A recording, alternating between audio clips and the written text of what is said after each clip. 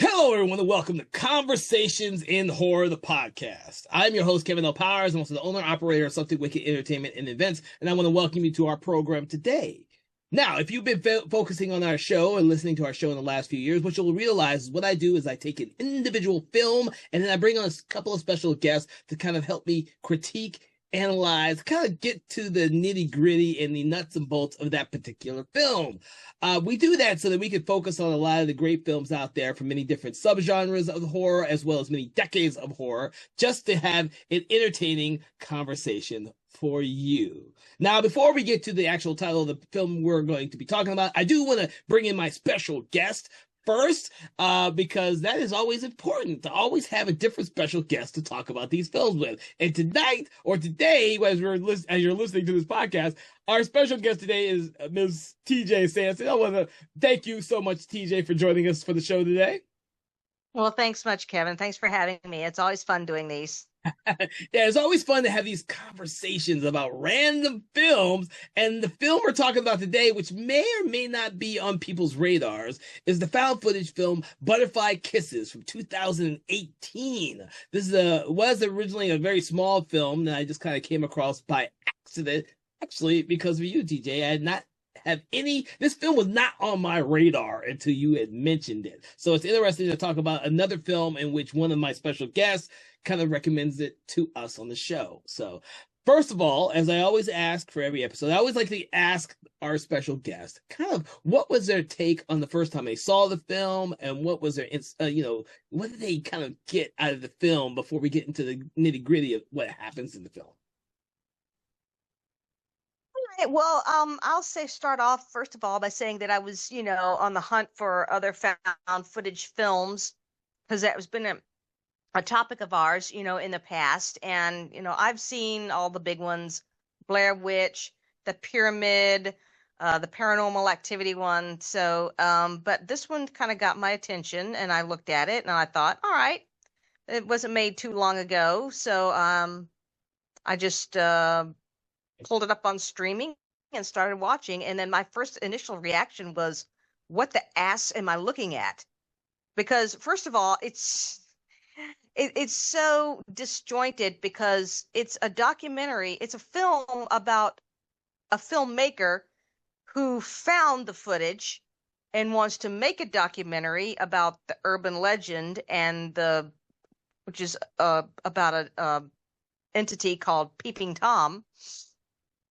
And so the film kind of goes back and forth between seeing clips of the student film. It was a student film they were making called Butterfly Kisses. And it's based on, I'll just say, I mean, it says so in the movie, but it's based on this entity, spirit, demon, whatever he is, called Peeping Tom. You're supposed to not blink. In order to see him, at the end of a very long tunnel, they go out there and they look at it. In order to see him, you've got to not blink. He cuts closer, and every time you blink, he gets closer and closer until you're actually right up on your eye. And when your eyelashes touch, that's known as butterfly kisses. Okay, all right. So having said that, the film actually really is a journey of this poor filmmaker named Gavin, who is trying to get people to take him seriously about this thing and going out there in the tunnel. And I think I love the part that with the students actually making their student film, the urban legend about Peeping Tom and what he's about. And, if you, put a camera on this long tunnel, which is creepy enough, and going out there in the middle of the night. So there's definitely the creep factor. And it's done in that grainy black and white, like film that's kind of sat around and rotted for a long time. And then they cut and talked to the filmmaker who found it, who came across this stuff. So I thought it was a very unique storytelling approach. It took me 2 times to watch it because while I pay attention to little details and other things that may have, passed me by. But I think Peeping Tom is up there with Candyman, with a urban legend. Like, you stare in the mirror and say it 3 times, Candyman, Candyman, Candyman, that sort of thing.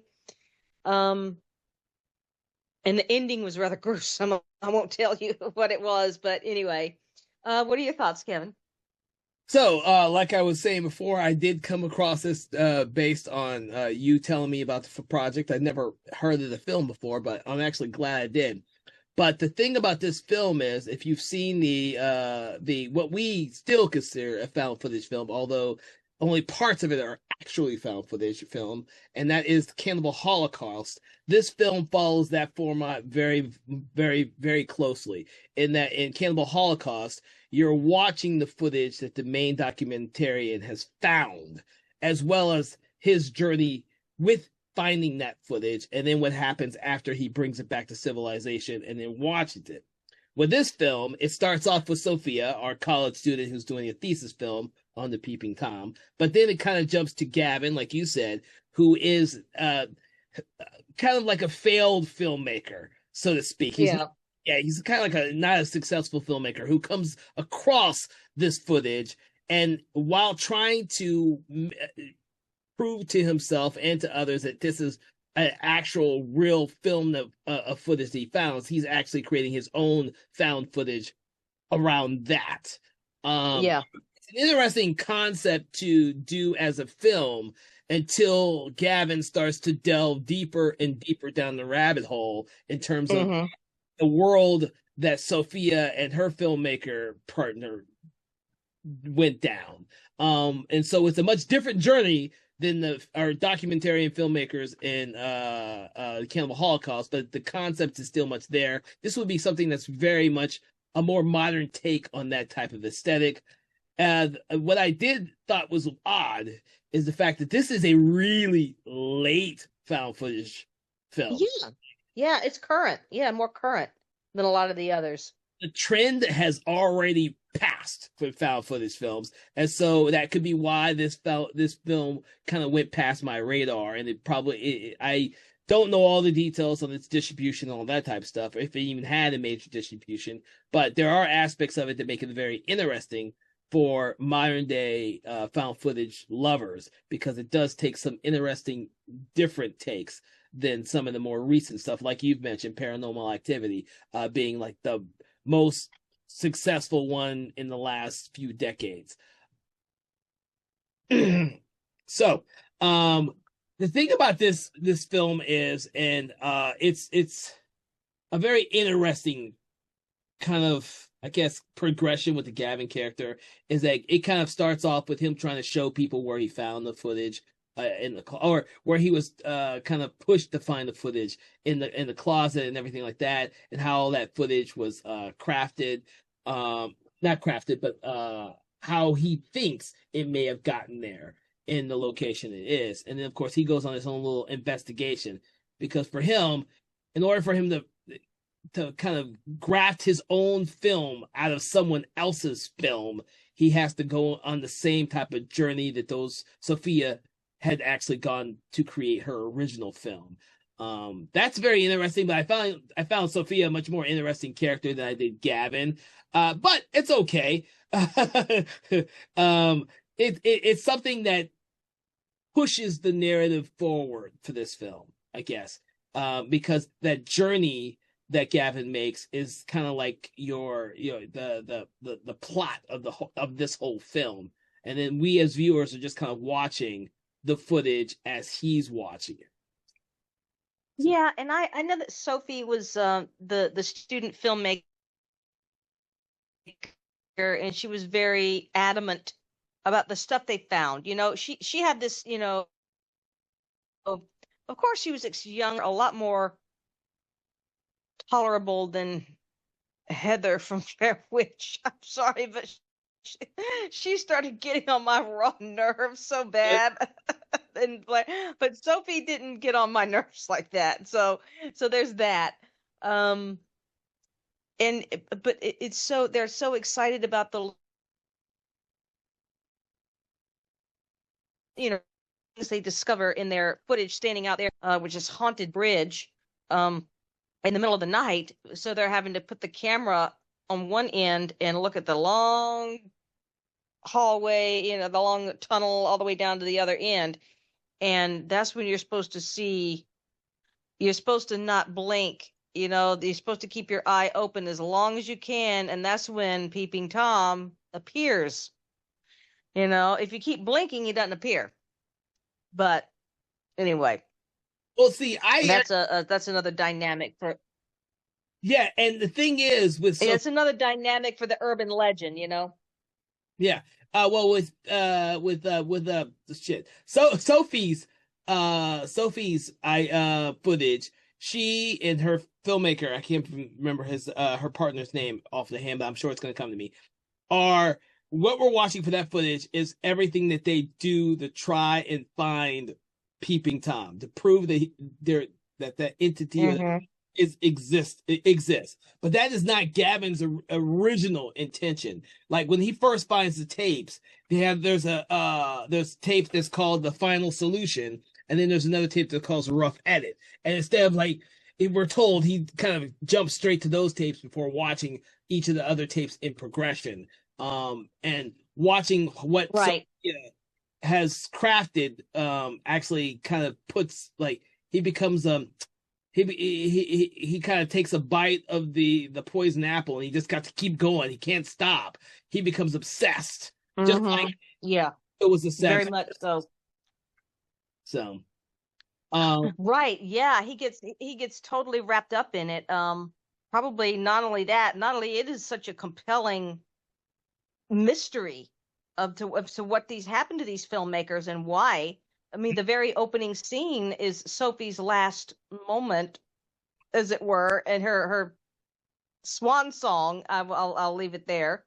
But you don't know why this is happening until you know, obviously you see the rest of the movie, and then it kind of wraps up again at the end with that same scene from her film talking about, you know, there's only one way to stop Peeping Tom, and then you see what she does, and I'll spare you the gruesome details. But it makes sense because they were just haunted by it. If not haunted by an actual entity, then haunted by the idea of the entity. Yeah. Okay. They're haunted by the idea of it and kept trying to prove and tried to go to professionals to look at it and say, hey, look what we've seen. This is real. We shot this. We didn't fake it. We didn't throw in special effects. We were there with our cameras, and then here's just what appeared, you know, and they kept getting the doors slammed in their faces. And it was just that one, you know, and, you know, everybody who's ever tried to pimp something like that, you know, you could sympathize with them on that. You know, we've all had the nays. Yeah. Like, no, not interested. But what really killed me is how the writers of this obviously fiction film really raked Gavin over the coals. I mean, they just were brutal with him when he went before a committee and tried to get support, either financial or creative support, from paranormal investigators on this film, this footage that he found. And they were all saying, are you high? Are you on drugs? This is crazy. This is so fake. And they even, Blair Witch, they even got the director from Blair Witch in there, Eduardo Sanchez. And I thought that was, oh man, God, that's cold. And they were saying that looks very amateurish. It looks very fake. And it's like, oh my God. That was a coup. That's brutal, man. Well, the thing about this is it's a slow progression for Gavin, because after he watches some of the footage, he takes it to people to get their reaction to the footage to see if it actually is or could be real, and they don't give him the response that he's looking for. It's like he's not only desperate for this project to be his calling card, but he's also like desperate for everything that he's seen happen to Sophia and Feldman. I think her filmmakers. Feldman, yeah. Everything that they experienced was real, because then he would have something that's actually authentic as real as well when he's making a film based around of someone else's footage. But he never, not once in the entire film, does he get the acknowledgement or the belief of any of this footage. He, like I said, he takes it to technical people first, and then he takes it, like you said, to other paranormal investigators and later on in the film, and nobody even is believing what they're seeing No. is actual real. That and Gavin can't take that. That's probably the part towards the second act where Gavin starts to fall apart, because up until that point, you're believing that everything that you're watching as an audience member and what Gavin is experiencing by watching Sophia and Feldman's footage is real and authentic. But when he starts to get he is not getting the reactions that he thought he would get, he starts to get offended, and he gets defensive, and that it leads to some very interesting interactions towards the end, especially with the paranormal investigators group. Yeah, I thought that was a little overly brutal. That guy was, but you know what? Anybody who sets out to do to accomplish what he was trying to do, I mean, I think the filmmaker who actually wrote and directed this, Eric something or other, I can't think of his full name. I'll have no doubt he probably experienced the exact same kinds of reactions to his project, although he got this thing filmed and made, you know, but I obviously there's, you know, the challenges of getting an indie film made on donations and, you know, grants and, you know, what life savings, whatever, you know, to get something like that made, he you know, that there's, you know, it's relatable. Okay, it's relatable to Gavin. You really start feeling for Gavin, and I really felt him start to really come unglued towards the end, and that again, his gruesome outcome, which I'm not going to talk about, which is also ironic because the director of this motion picture died not long after this was made. Oh, I did not know that. He's not. Yeah, look it up. Google him. He's dead. He died. And he wasn't very old either. I think he was like maybe late 30s, early 40s, give or take. Eric something or other. I can't, if you want to Google that. But yeah, he died. So that gives this piece a little bit more sinister elements to it with that. And his name is Eric Christopher Myers. I had to look him up. That's it, Eric Myers. That's why. I'm not familiar with him, but yeah, you're right. He passed away like 3 years after this film saw release, which is kind of crazy, actually. Yeah. My being he's young is my age. So he was born the same year I was born. And so I'm like, oh shit. So yeah. So obviously this is his last piece. So he'll never make another one. Well, that's unfortunate. But getting back to the film, I did want to mention some of the parallels between the actual Sophia and Feldman footage and what Gavin's experiencing, because we talked about the reactions that people had to the film when Gavin presented it to them, because Sophia and Feldman presented to their advisors, who doesn't believe in the footage either. They said they took the footage of the what they believe to be the peeping Tom, thinking that's going to be, oh, it's going to prove that this urban legend exists. We got this urban legend, this real footage, but even no one believes them. And then of course, right. You know, Gavin presents the same stuff. So you're kind of, as you're watching the film, you're seeing some of the parallels of what Sophia and Feldman were going through with that of what Gavin's going through. And that's an interesting way that this film actually is develops and is unfolds, because eventually Gavin does go to see one of the person that Sophia and them both interviewed, which is his name is Lake, and he's the guy who wrote the book about Weird Maryland, is how they present him, and so. Mm-hmm. Lake has no idea about what happened after he did the interview for Sophia and Feldman, and the interview just seems it just seems kind of odd to him. But it's interesting to see that, because this is the part of the film where you start seeing Gavin's journey meld in with the same journey that Sophia and Feldman were going through, and so that's when we start seeing that all this stuff is eventually going to lead to a collision in which what we saw happen to Sophia Feldman eventually happens or could happen to Gavin. And Right. that's interesting for us as an audience. Instead of what happened in like Cannibal Holocaust, where the documentary filmmaker was sent out to go find the lost footage of the dead documentarian group is very disconnected to that group of documentarians that were lost. I like this a little bit. I like this a little bit more the way that it's crafted in that respects. And there is a sense of humor to this.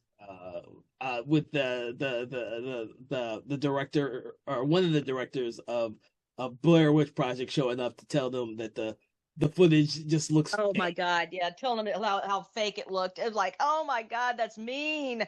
I thought that's just brutal.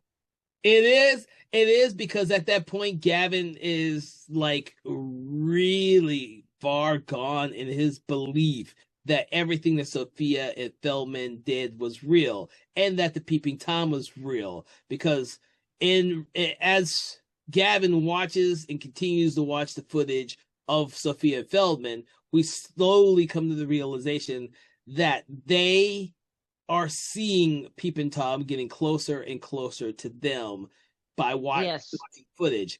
And that's a really cool concept because they don't notice it at first. The audience doesn't notice this at first. They slowly come to this realization that every time they're in front of the camera, that the Peeping Tom entity is getting closer to them. I actually really like that concept as well. Yeah, it sounds like he's coming through the camera at them, and the more they roll the camera, the closer he gets. Yeah, that's has a very Stephen King quality to it. I think King has written a couple short stories that are related or similar to that, which involves a camera, but every time they turn it on and off, some creepy entity just gets closer to them. But yeah. So let's see. Well, you brought something up, the whole camera flashing aspect, because I actually want to not forget the fact that alternately Peeping Tom is also called the Blink Man. And Sophia and Feldman realized by rewatching the footage that the Blink Man, they start seeing him, and they start seeing him get closer and closer. Every time the camera blinks, is how they say it. Yeah. Which is really cool, to be honest with you. It's a really cool concept for this type of film. Then where are we at? Well, I think that for a lot of the story, when Sophia and Feldman believe that Peeping Tom / Blink Man is actually in the footage, and every time they take footage there, he gets closer. And it's all by his camera that this is happening, because his camera is the one that shot the original footage. Right. When the Peeping Tom showed up in the bridge. Because you show them driving and talking, and he appears in other little, out there in the background in the landscape in other areas and buildings, and they're sitting there trying to convince that lady. They're like, see, there he is there, and then she's like, no, you guys could fake this. I'm like, well, and she's like, no, it wasn't there. I mean, when we were there driving, we didn't see it there. It just showed up on the camera. So it's just. But what gets to me is that it's so. I'm a very linear kind of person, and when I'm following a story, I like to follow a kind of a logical progression of things rather than jump back and forth. And this one really jumped back and forth a lot. You go from Gavin's story and interactions with people, and then it cuts to the student footage. I mean, the only good thing that distinguishes it is that the student footage was shot in black and white. So that shows you right then that that's their material and not actually happening in the world of the movie right then. Gavin's world. I have to make myself watch these sort of semi-documentary style presentations when it's a character, a person or a character talking, breaking the fourth wall and talking to either an audience or an interviewer or something, because it comes off like an interview, not like is which is it is an interview, but when it's mixed in with like action happening in the story, then my ADD brain kind of starts ping ponging off in other directions. So I did end up having to rewatch a lot of scenes. Okay. That's just the way it is. That's just how I am, Something like Star Wars, I could watch all the way through and remember everything. But stuff like this, I kind of have to rewind and, okay, now what did he say about this and that? And, oh, when did he say this? Because there might be a reference to it, later on in the film, But, and it's another one that I will probably pop in for a third time and really zero in on some of the details. But I just found it to be a very unique presentation of the found footage genre, because like you said, what's that other one called about the Holocaust? Cannibal Holocaust. Cannibal Holocaust. That one that I haven't seen. Is that one on streaming also? I don't know if that was on streaming or not. But for everyone listening to our podcast, we did do that one last year on Cannibal Holocaust, part of our found footage themed month. So you can check that one out. That is probably one of the earliest examples of found footage. It is not 100% found footage like, say, Blair Witch Project is, but it essentially is a film in which the found footage, it plays a unique part of the unfolding of the whole movie. If you haven't seen it, you should definitely go see it. And I make reference of it here because of the format of of both these films in their parallel. In that one, the director who is hired to go search for the documentary crew that went missing in the jungles of New Guinea, that his footage is not found footage. It's the filmmaker's footage that he comes back to comes back to civilization with. That is the found footage. So gotcha. With this one, it's all a version of it. There is the found footage that Sofia and Feldman film, and then there is the footage that Gavin films. So it all kind of, and like you said, because they showcase Sofia's footage in black and white, it's easier to see the difference in both footages when you're watching it as an audience. Right. Cannibal Holocaust, you automatically knew which was which because there was the found footage that looked like it was a handheld cameras, and then everything else that looked like modern day filmmaking. So you could tell the difference between the two. So gotcha. Yeah, because if you're gonna do a movie within a movie, kind of an approach, then there's got to be some stylistic distinguishing features, either a black and white as opposed to color, and then handheld camera as opposed to the still tripod. I find it so, and again, this is just probably because of the nature of this kind of film. While they never cast anyone who's known, no quote known actors. You know what I mean? It's usually some very local or independent, non-Hollywood type actors that are in the region where the thing is filmed, whether it's somewhere in the Northwest or whether it's in the mountain region or whether in the Midwest or whatever, or somewhere in the East Coast. As an actor myself, who has had opportunities to work in, indie films, you obviously you understand, that budget certainly plays a part in the development of these films, and they don't exactly have an A-list actor budget to bring somebody in who's, maybe got an LA agent and all that, and who's done television and other independent films or whatever. But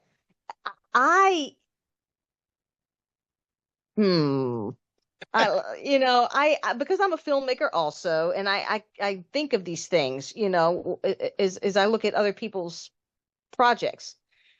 What would it take to bring even a D-list actor, from, LA or whatever, a name actor onto something like this? And what would it, I mean, other than just like a paycheck, which to interest them, how would you get the attention of someone like that, aside from just having a damn good pitch and the promise of a nice paycheck?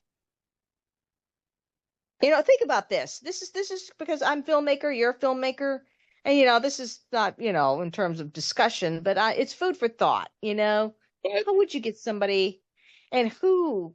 Again, I guess it depends on your story. Um. Anyway, I digress. well, no, I you digress, but your question is kind of valid because most of these found footage films are extremely low budget films, or they're films with no budget, but they're made based on like an aesthetic. They have a catch, something that will catch audiences attention right off the bat, so they don't need name actors or name filmmakers to produce it. A lot of times it is the hook, and this one is the hook is the so-called peeping tom slash blink man. It's an urban legend. It's something. It's an entity that will follow you once you see it. It's very much something that you would have already seen 1,000 times in a J horror film. Yeah.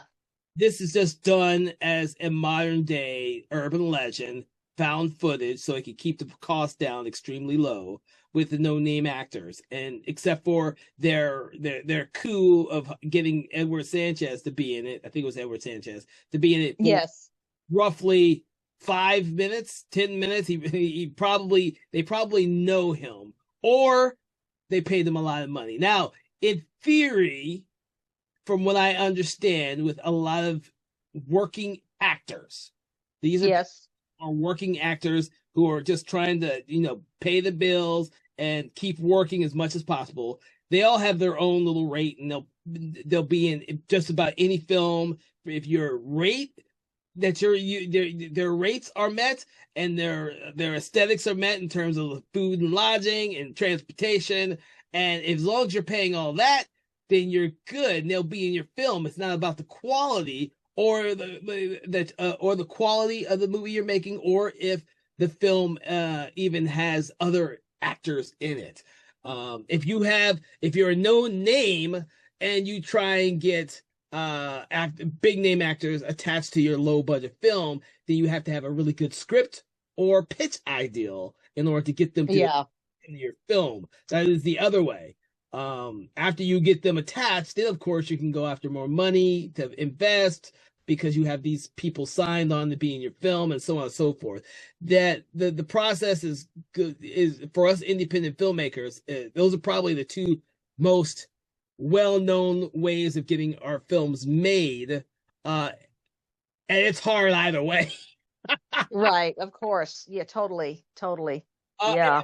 like this film, you have a hook. You have one coup of a celebrity in there for 5-10 minutes, and then you have to hope that the execution and the follow through with the post production and editing is enough to sell your product. Now, this product was somewhere streaming when you found it. Butterfly Kisses was not something I was ever on my radar, never heard of it. And we're doing a found footage book here at Conversations in Horror. This film hit that list. You found it, and now it is now on our list. And we're hoping that by having this conversation, we can kind of get other people interested in going out there and checking it out. We hope that they do. They may not. They may, but hopefully we can find enough good elements in the movie to entice other audience members to go out there and check it out. Urban legends and stuff. Urban legends are always a good selling point. This is new. But there's so many urban legends out there that sell these found footage movies or sell low budget filmmakers in general. So, and like I said, the thing about this one is for me is I like the fact that it's doing this type of parallel between the found footage that is actually found and the film Yes. found the found footage. Yes. Their journeys have this parallel that makes it much more interesting for me as an audience member to watch it and to follow his journey. It is kind of hard towards towards the end of the second act when Gavin is getting nothing but all this animosity towards the yeah. There's not one person who believes anything that he's done. And you don't And know. that radio show, he gets on that podcast radio show, and then the callers coming in going fake, fake, nope, no good, shitty, fake, da da da da. And I could just see it killing him. And I'm like, oh my God, can't you at least put one person out there that believes in him? Please, just one, So And I think this is what the idea is. This is why his despair just gets to a point to where obviously the how he ended up, I won't say. And then, the whole crew, his crew, which comprised of the actual director of the film, Christopher Myers, is part of that. And they come across the book, the sketchbook that he mails to him mysteriously with a key. And when it's something like that, it's not good. What's coming up is not good. When they go to that hotel room with the key and go in and find, spoiler, poor old Gavin. Okay, I'll just leave it at there. Well, yeah, go ahead. And the finale of the found footage film itself, the student project, Sophie's student project, is now here's begs the question. Nobody ever really solved the matter of Peeping Tom. Is what you're seeing for real? Wouldn't it be neat? Well, the filmmaker's dead. Somebody would have to jump in, somebody involved with that film, if they wanted to, and create some kind of sequel to it, if they wanted to kind of further that story along a little bit. Yeah. But I don't know. With the filmmaker dead, I don't know if that's going to happen. Yeah. Well, he did write and direct it, so yeah, it might be kind of hard for that unless someone takes up the reins for it.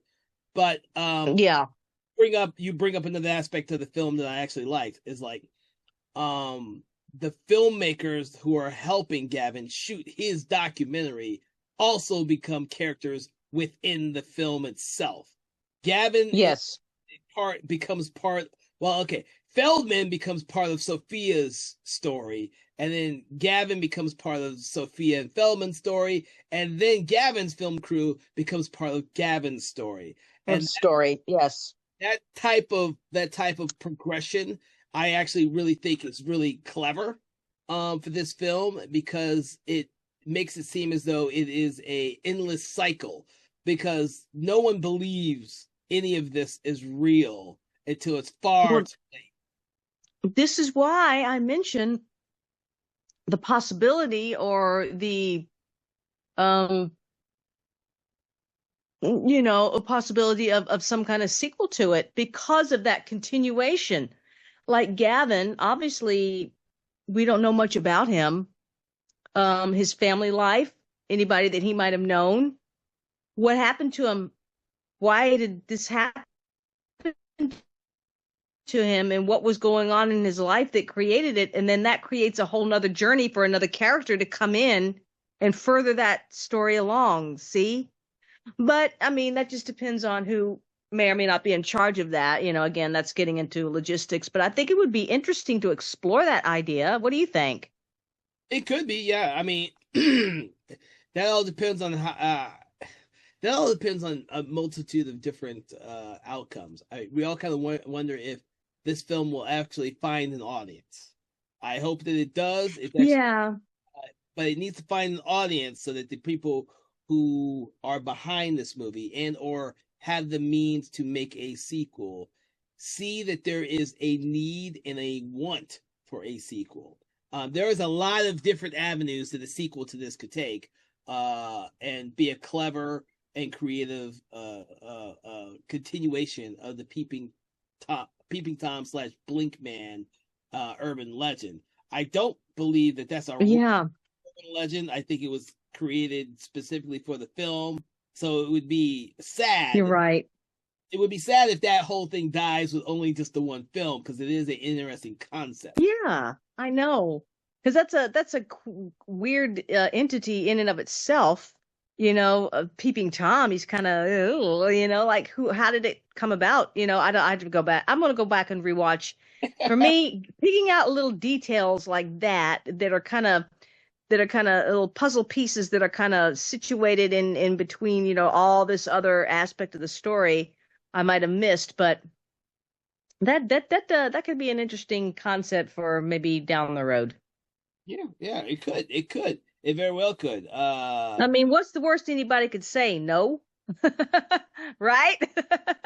There is a lot of potential in this one, and I've watched a lot of found footage films, and I thank God that there is not sequels to some of the stuff I've seen out there.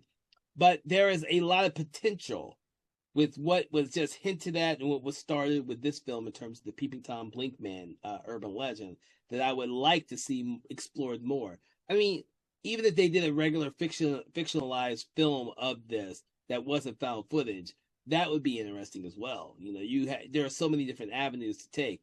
Found footage genre is very specific in the way it is revealed to the audience and the aesthetics that are put within its confined subgenre that would not be there if they just did a traditional fiction film based on the urban legends. Yeah, I know. And like I said, like we talked a little while ago about Paranormal Activity, and I think there's just way too many of those. I'm just sorry. I think after the third one, I'm just kind of like, I'm done. The first one had me really, engaged and wrapped, like what's going to happen next. And, the little creepy things that happen slowly start to happen. But after the third one, I was just kind of like, yeah, okay, I'm done. But yeah, I mean, I don't really have anything else to add about Butterfly Kisses. I just thought it was just a very interesting treatment of the found footage genre, unlike some of the other ones I've seen. And I like this one because it doesn't linger too long on one scene. It is a little bit choppy, because when you have like a traditional movie with the characters and they're maybe sitting together or they're having a discussion, and it kind of goes on for a few minutes, because of the nature of the scripted work, it holds your interest. But when people are kind of talking around and they're like talking over each other, and it's really more just stream of consciousness and whatever they, happens to pop out of their mouths, and it starts to kind of, unless you move it pretty quickly, it just kind of goes on and on and on. It's like you're sitting at a dinner party and there's 5 conversations going on around you, and I'm trying not to listen to too much of it. It's that, but that's just me. That's just a personal thing with me. Other people might love that. I don't. But I don't like movies and stuff that show like dinner parties, because they're all just kind of passing plates around and, oh, did you see this? And this is just, person after person of just like kind of making small talk. That's what I'm looking for, small talk. But everything in this movie was very pertinent, was very on point and very to the point of the story. And that in that aspect, it was very well written and believable as a documentary. If you didn't know it was a documentary and a movie and you came in and looked at it, you'd look at it and go, what documentary is this? What's this about? It has that professionalism about it. Okay. Mm-hmm. Did I ramble too much? No. That's what we do on the show. we go off on tangents. We do that all the time. But you're kind of summing up. Yeah. You're summing up some of your final thoughts on the film, which is great. Was there anything else you would like to add to what you were saying? Because you stopped off. I don't think so. I mean, I think we covered most of the key aspects of it, the pros and the cons. Um, I just love little hidden gems like that I discover, just by Yeah. exploring, just by looking. And that's all I did was Google top 10 found footage movies or something like that. And as I continued to look through them, then that one came up in the search. And I just, in every single one that looks interesting to me, I pop on it, I look at the description, I look at who's in it, I look on the streaming, if it's available on streaming for free. Well, with my subscriptions, that is. And I'm like, all right, I'll give it a shot. 10 minutes in, if I'm not engaged within 10 minutes, click.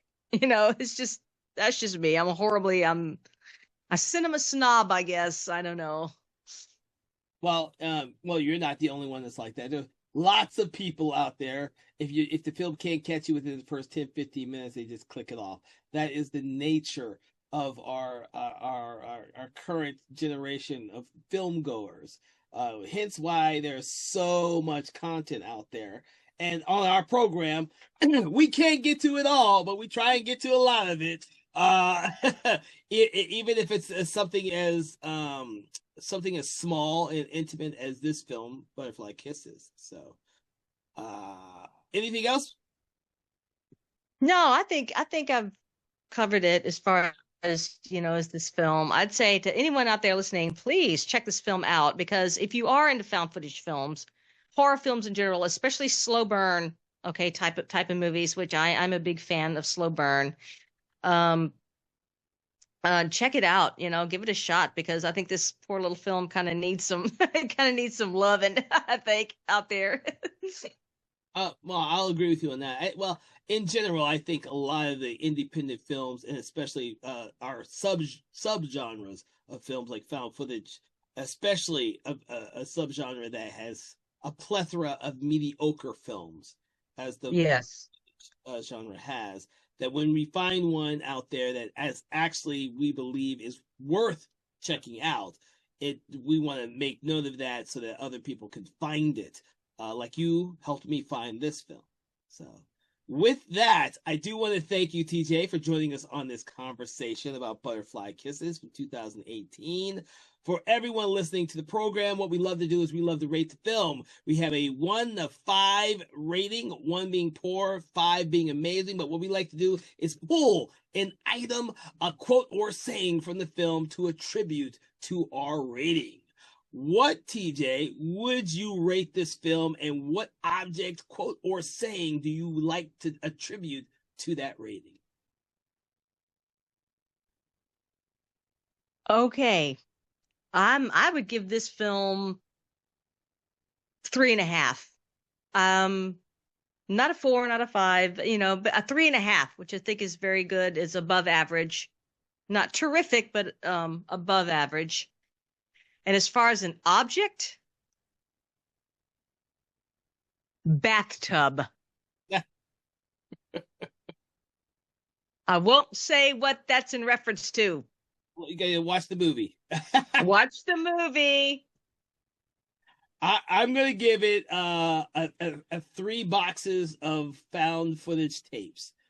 Is what I'm gonna give it. I enjoyed it enough, and I do think more people should actually check it out if you can find it, especially if you're a found footage fan. If you're not a found footage fan, this one will not change your mind about the genre. So this really is a film for found footage fans, and I do believe that if you are a fan, you should definitely check it out. It will it's an eye-opening experience for what a more modern filmmaker was crafting when he did a found footage film. The found footage genre had its heyday a long time ago, so it's always interesting to see what someone in this modern day or more modern day age right now will do with that kind of subgenre. Because I want to believe that the subgenre isn't completely dead. So this gives me hope that other filmmakers don't think it's dead either. Right, exactly. And I think there's still a lot you can explore with that particular approach to filmmaking, the found footage. I think there's still, I mean, I don't think it's dead. I think it just needs the right material. Yeah. The right filmmaker with the right mindset and the vision to do it, and I don't think, and because it's so low budget, you don't need $1 trillion sitting in the bank to do it either. So that's my take. Everything old is new once again. And always. And with that, I hope you all have enjoyed our conversation in horror episode today, in which we discussed the film Butterfly Kisses. Please make sure to check out previous episodes of our podcast on your favorite podcast app, Spotify or YouTube.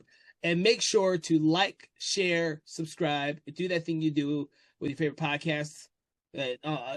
And also make sure to check out our sister podcast, Conversations in Hammer Studio Horrors, which is every first and third Friday of the month. If you like classic horror films, that one will be your jam. We go into everything that is Hammer Studios from the 60s, 70s, and 80s. From all of us here at Something Wicked Entertainment, we want to wish you a great day. And please make sure to don't blink. Conversations in Horror is a Broken Lighthouse Pictures production, written, produced, and directed by Kevin L. Powers, executive producer Kelly A. Inoka.